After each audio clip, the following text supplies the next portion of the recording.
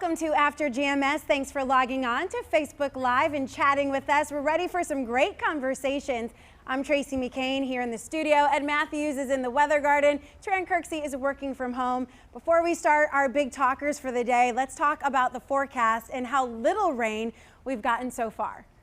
Yeah, you know, it's been one of those things where you either were one of the lucky few and you ended up with a lot of rain in one spot, or you were like the majority of us that didn't see much of anything yesterday. As we go through the day today, we'll see more pop-up showers and storms, but again, it's going to be kind of hit or miss. High temperatures will end up in the upper 80s to low 90s. The chance of scattered showers and storms a little bit higher for Friday and Saturday, and then we'll keep the rain chance around 40% for Sunday and Monday before sending it back up to right around 60% or so, with high temperatures staying fairly warm over the next 7 days in the 80s and the 90s. All right, people are already talking about our first conversation, which is great. The headline alone is enticing. So let's get right to it this morning. We want to know, do you think large events can be held safely in North Carolina? We asked because last night the NASCAR All-Star race left North Carolina to race at a track it had never visited before for the All-Star race. This race had NASCAR's most fans to date as the sport is growing in crowd size. Around 20,000 people attended the All-Star race at Bristol Motor Speedway. Fans had to enter a specific gate and were spread out around the track. Well, we saw another big event move their event from our state. The Republican National Convention is one of them. It was supposed to be held in Charlotte next month, but when our state tightened restrictions, the convention moved to Jacksonville, Florida. And now we're starting to see their coronavirus cases rise and state leaders rethink plans. Right now, the convention is looking to host some parts outside to abide by social distancing guidelines. So if NASCAR can figure it out and Florida is working out a plan to safely hold the RNC, do you think large events could be held in North Carolina safely? Let us know. I'm going to scroll through the results here, but we'll start with you, Ed Matthews. We've seen a lot of big events leave North Carolina because of our mass gatherings restrictions, but other events seem to be working out okay. Yeah, some we have and some we don't. It's just a question that I honestly have a difficult time answering. I think, you know, we go back to this wearing a mask and social distancing as long as you're not scrunched up right beside each other. I guess it's possible, you know, to have large gatherings like at a racetrack or something like that. But you gotta keep some distance, you know, between people. Yeah, I think the social distancing guidelines, the mask, I think at NASCAR's All-Star race last night, everyone was also required to wear a mask, which are some of the things that the CDC recommends in order to have safe gatherings. But here in North Carolina, I believe you can't hold an outdoor gathering larger than 25 people.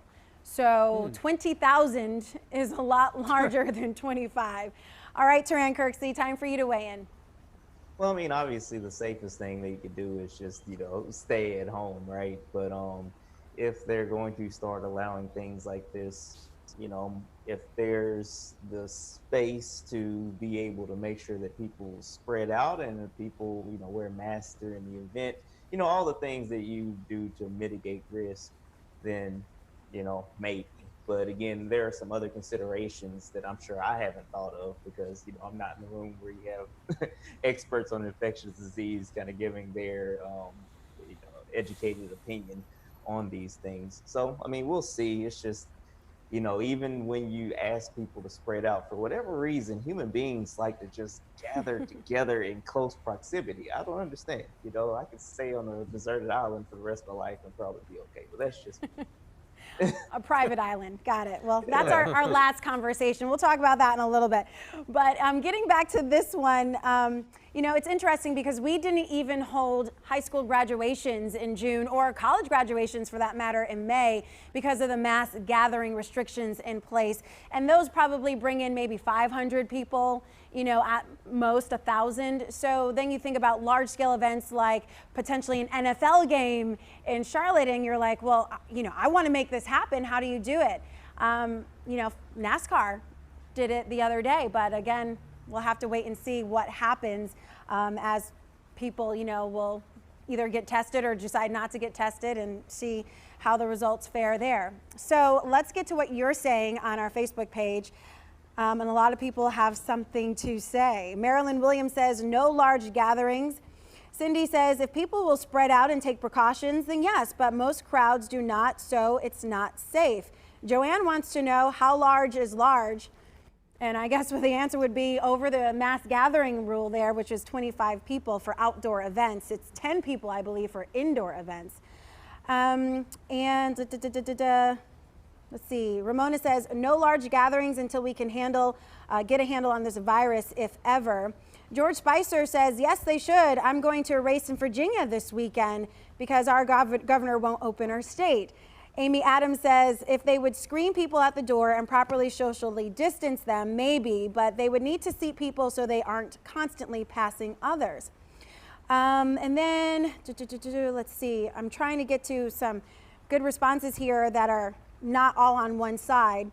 Jamal says, I want to go to places, but I'm starting to feel like it's not cool. Dana Lyle says, no, look what happened in Tulsa.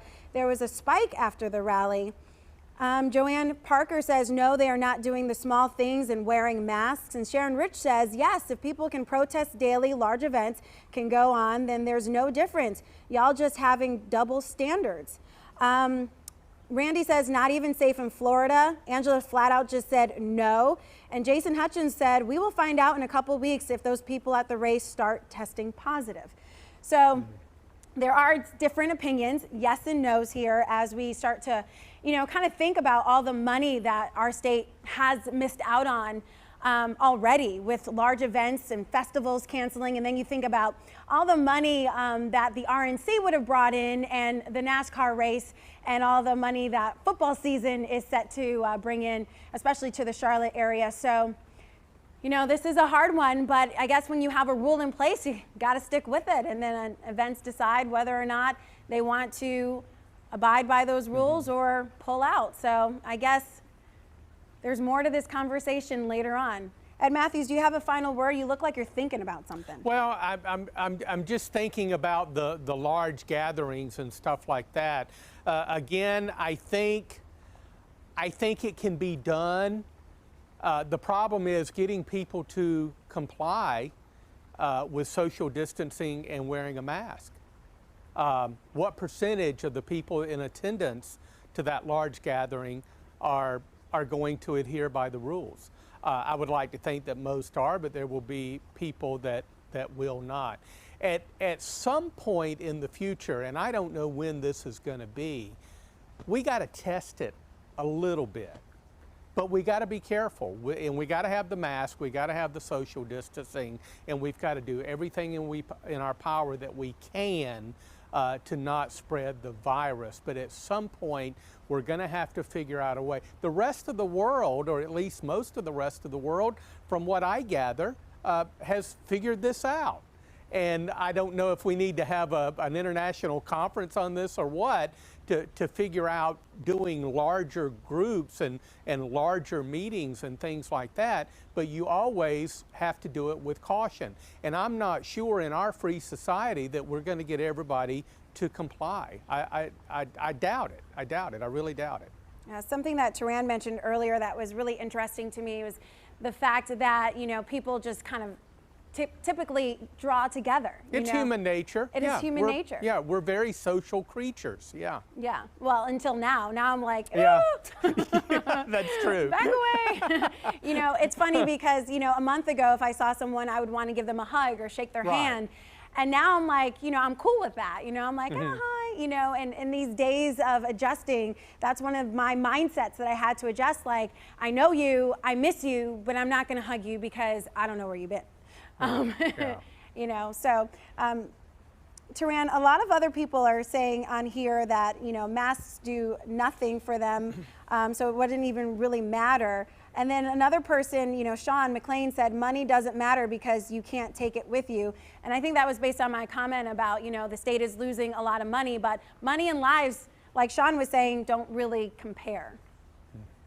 Yeah, lives are certainly, very, very much the most important thing at the end of the day. But with that said, I do understand, folks have to make money. You know, I'm blessed enough to, you know, have a job still, so I'm able to, you know, pay the bills and things like that. But I can certainly sympathize, and I know people that are feeling the pressure from a month to month basis because things are closed and they aren't able to make money. And I understand there's going to be that tension for sure. And so, as we've said many times, you know, the sooner we can get past this, the better. But I will say this, you know, obviously there is an issue, and obviously there are many hard decisions that our leaders have to make, from the president on down to the mayors, on down to city council, on down to, you know, even schools and churches and things like that, to try to do the best that they can to keep people safe, you know. And that's kind of just where we are right now. And you know, I don't envy them at all for the hard decisions that they have to make. With that said, I'm also wise enough to understand that I am not an expert in infectious diseases, and you know, I might have an opinion on some things, but I don't have all of the data and all the experience and all the education to know what the issues are,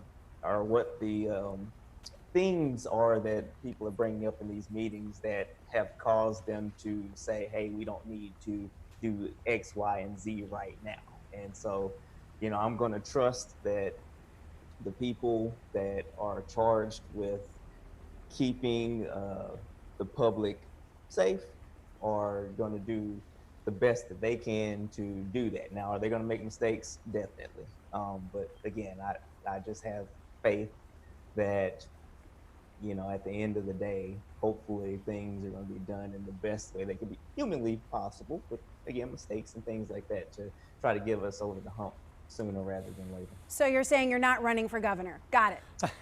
Not this year. Got it. All right. 4 years. No. We'll see about that. All right, we're going to check your responses to our next conversation in just a little bit, but we do want to jump into some morning headlines, some important information here. Governor Roy Cooper announced schools will reopen under Plan B, but schools also have options to undergo requiring social distancing. So let's take a look at the rules here. School districts will have to follow. All students and staff in grades K through 12 must wear a face covering. Temperature checks and other symptom screenings will be required, and schools need to have a plan in place if someone were to get sick. There will be more cleaning and disinfecting on buses and in schools. Regular hand washing is encouraged, and there will be hand sanitizer in every classroom. Now, schools are temporarily holding off on activities that will bring together large groups, and there will be a limit on non-essential visitors allowed in school buildings. Guilford County School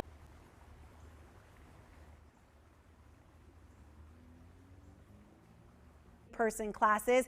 High schoolers would learn remotely full-time. Plan B would place everyone on an alternating schedule. 2 days in the classroom, 3 days learning from home, or vice versa. The Plan C would split students into 2 groups, alternating schedules again in the classroom, 1 week learning from home the next. Guilford County Schools says it will select a plan by the end of the month. Here's what other schools in the TRIAD are working on. Alamance Burlington Schools is opening under a Plan A and B day schedule with some in-person and some online learning. Winston-Salem Forsyth County Schools will vote on a plan tomorrow. Rockingham County Schools is also voting on a plan in the next few days, and Surrey and Randolph County Schools plan to announce plans at their school board meetings Monday. Davidson County Schools is reviewing 3 options, but haven't said which one they're going to go with. Of course, we'll keep you updated. Well, the COVID case numbers play a big role in any decision school districts make, as well as if the state can continue to reopen. Remember, phase 2 is extended for another 3 weeks. The total number of confirmed cases is now more than 91,000. So let's put that into perspective. Tuesday, there were about 1,900 new cases reported, and now it's a little fewer, about 1,800. At least 67,000 of the total cases are presumed recoveries. We'll have another update from the state later this morning, and we'll pass that on to you today at noon. Let's get to our another conversation this morning. This one you might enjoy because it takes you and your mind to a different place. So many of you are working from home, have been for a while now. Is this month 3 or 4 for you, Taran? working from I home? don't even know. You don't know? I'm gonna be honest with you. I have no idea. She's like, I've lost track. Okay, so have I. It's been a while. So of course you might want to, you're getting tired of your regular home office and you might want to work from home somewhere else. How about Barbados? Yeah, they're offering visas to Americans who want to work remotely from an island paradise. The visas last for 12 months as the country looks to bring in long-term visitors who could help jumpstart the economy.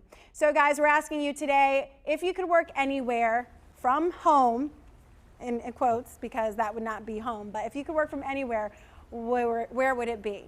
Hawaii sounds nice. Yeah, that's what I suggested during the Good Morning show.